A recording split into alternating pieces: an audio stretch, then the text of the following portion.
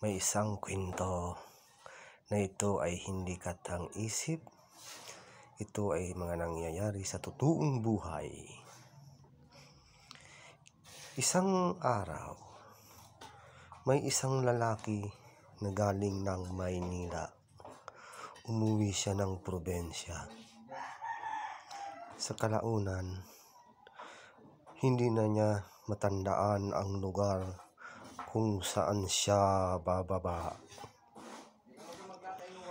Nang dumating siya sa kanilang probensya, na dati ay bibihira pa lamang ang mga bahay, ngayon ay umiba na ang hitsura ng kanilang bayan. Hindi niya matandaan kung saan siya bababa. Sa pagbaba niya ng bus na sinakyan niya galing Maynila, dumating siya ng gabi na at madilim at umuulan. Dahil wala siyang masilungan, wala siyang makitang kabahayan sa lugar na kung saan siya bumaba.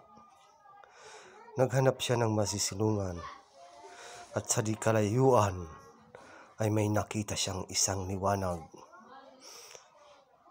Tumakbo siya upang makahanap ng masisilungan at kung may taong nakatira sa liwanag na kanyang pupuntahan. Nang makarating siya sa liwanag, isang maliit na dampa ang kanyang nadatnan.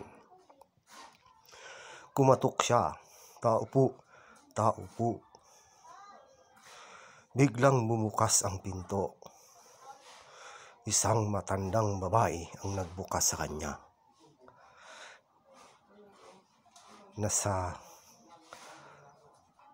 Kung iisipin natin, ay nasa 80 na siguro ang kanyang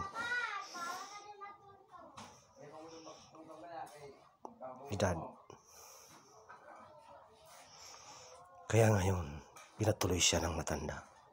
Sabi niya sa matanda, "Lola, pwede po ba akong makatuloy dahil ako'y linalamig na, basang-basa na ako ng ulan?"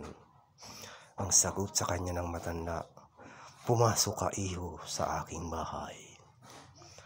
Umupo ka at ikaw ay aking ipagtitimpla ng kape dahil linalamig ka na." Sumagot siya sa matanda, "Salamat po, Lola, salamat po." Habang nagtitimpla ng kape ang matanda, inikot niya ng tingin ang kabahayan ng matanda. Isang matanda na halos 80 anyos na ay nag-iisa sa isang bahay na walang ilaw kundi isang maliit na gasira lamang. Maya-maya lumabas na ang matanda at may dala ng isang tasang kape. "Andito na, iho, ang iyong kape. Inumin mo na habang mainit pa." Ininom niya ang kape dahil sa lamig. Gustong-gusto na niya dahil sa lamig at gutom. Habang umiinom siya ng kape, nakita niya ang daliri ng matanda na putol at dumudugo. Bigla siyang nahintakutan sa nakita. At doon ay naglakas loob siyang magtanong sa matanda kung paano naputol ang daliri ng matanda. Dahan-dahan siyang nagsalita, "Lola, sino po ang pumutol ng inyong daliri?" Hindi sumagot ang matanda. Inulit niya ang tanong dahil sa isip niya baka bingi na ang matanda dahil sa katandaan nito. "Lola, na paano po ang inyong daliri at putol at dumudugo?" Hindi pa rin sumagot ang matanda. Medyo kinabahan na siya dahil parang nanlilisik ang mga mata ng matatanda at ito'y nakatingin sa kanya. Inulit niya ulit ang tanong sa matanda nang malumanay, "Lola, na paano po ba talaga ang inyong daliri at dumudugo at putol. Hindi pa rin sumagot ang matanda. Dahil sa ganong pangyayari, lumakas na ang kanyang kaba. At doon ay linakasan na niya ang tanong sa matanda kung paano talaga ang nangyari. Lola,